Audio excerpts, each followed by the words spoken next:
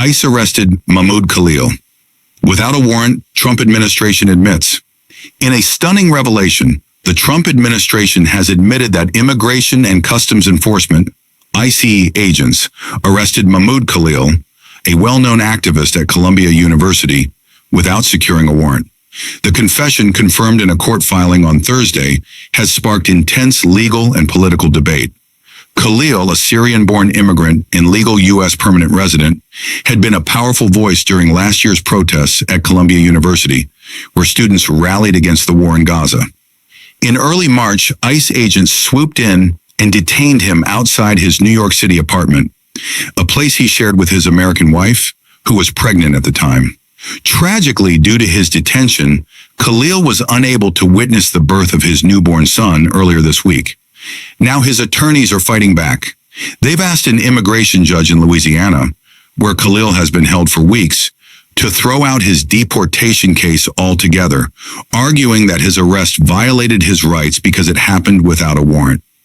Even the Department of Homeland Security, which oversees ICE, conceded that agents typically need a warrant to make an arrest.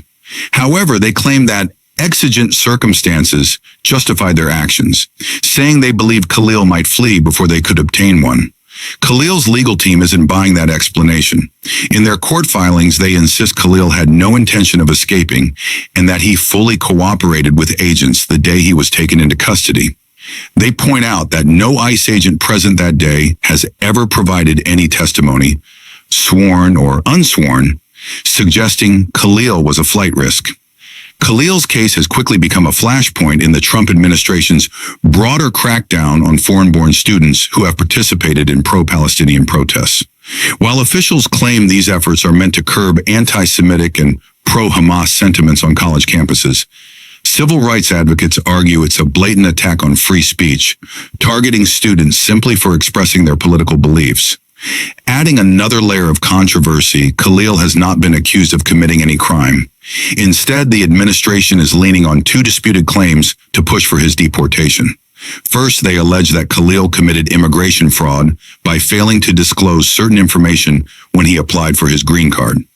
Second, they are invoking a rare legal provision, citing Secretary of State Marco Rubio's determination that Khalil's activities allegedly pose adverse foreign policy consequences for the United States, an accusation Khalil's attorneys fiercely deny. Earlier this month, an immigration judge ruled that the government's deportation efforts could move forward, emphasizing that she had no authority to challenge Rubio's unusual designation. However, she decided to put the immigration fraud allegation on hold for now. In the meantime, Khalil isn't sitting idle. This week, he formally filed for asylum and withholding of removal, legal protections that could prevent his deportation, adding yet another twist to his already high-profile case.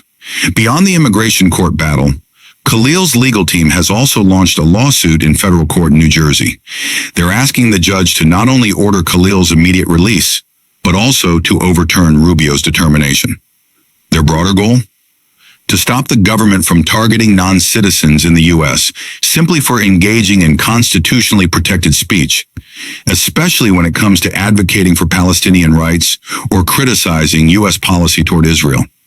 As Khalil's case winds its way through both courts, it's become a powerful symbol of the deep tensions between immigration enforcement and the rights of individuals to freely express political dissent in America. For full video, click related link below or like and subscribe this channel.